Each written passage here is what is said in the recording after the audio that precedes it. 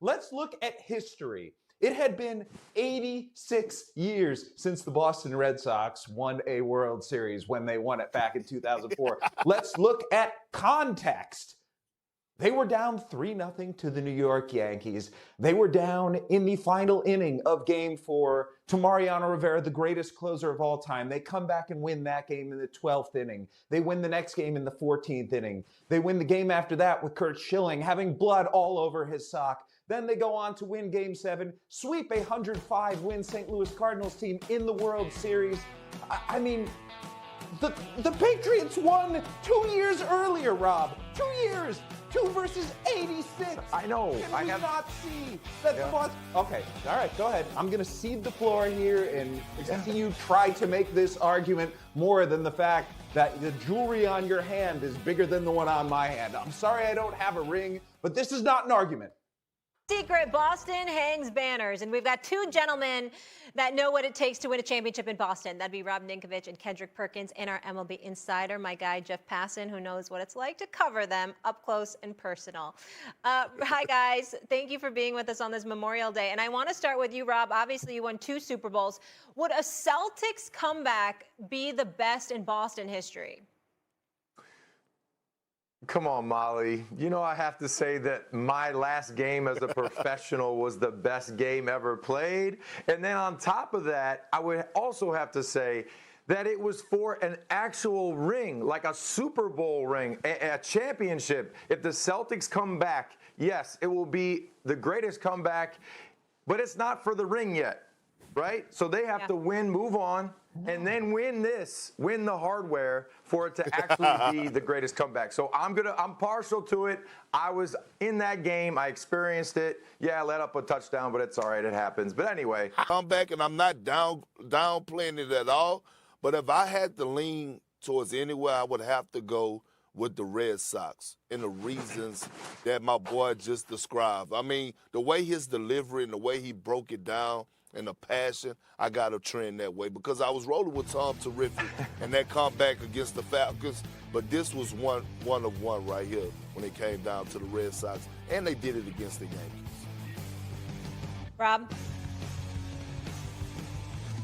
Yeah, I know they did it against the Yankees, but here, you want some more, you want to have a little bit more excitement. You want to have a little bit more excitement. Okay, so the first half of that game, I remember it like yesterday.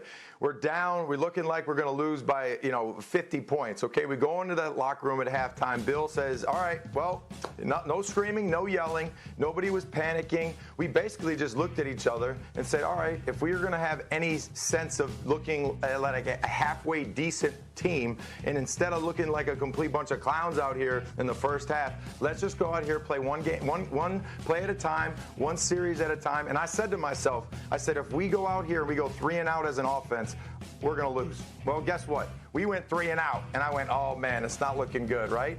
So then we start respond to that because that was some pressure that was brought to you. You got to have an opportunity to respond. That was some heat. That was some heat. In my perspective as a football player, there is only 3 hours, one game, just one game. There's not a series. No. There's not multiple games where like, oh, I'm a little sore today. Maybe I'm not going to throw as hard. No. It's one game. So you got to get your stuff on. And we came back a lot. And we came back to win one of these. And yes, we won 2 years prior to that. Yeah, I get it. I got that ring downstairs too. It's in my underwear drawer. So I'm just telling you, that comeback, experiencing that comeback, unbelievable. You know what? Congratulations, you beat a team in Atlanta. That's never happened before. Oh, Haymaker. Absolutely. The disrespect from Passan this morning. I love it. It was in Houston. Oh my gosh. I know. You beat an Atlanta team. Molly, I got to agree with them both. I mean, just thinking about the Celtics. No, I do. I have No, you call out Stephen A. for this all the time. No, here it is. I'm not straddling the fence. But I'm not rolling with the Celtics because They were a heavy favorite. Who's going to be playing, right? And I remember thinking, like, man, this game ain't over yet. This game ain't over yet.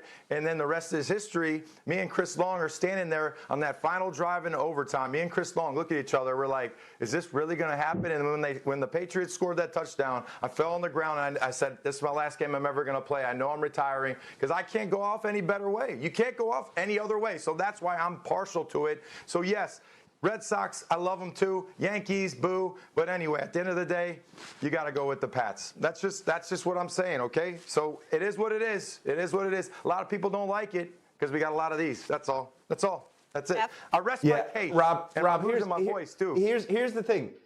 You were put in an impossible position this morning because you had to argue for something that was close to your heart. You're wrong. But I appreciate your wrongness. Jeff, I was really just Right? They pull off the unthinkable. the fan base here is going to be talking about all the reasons why they lost and who New England fan base. That's what I'm saying, and they know it too. That's the problem. But it's it is what it is. Jeff, I'll give you the final word. Oh, I said all the words I needed to say, Molly. I mean, look. You just came in. And we all know this on this panel. I keep telling y'all, the fans don't care about if you're going to reach the finals. They don't care about you completing the mission. They don't care about going there. They want to hang banners. So if the Celtics happen to win this game tonight and they lose in the NBA Finals, no one would care.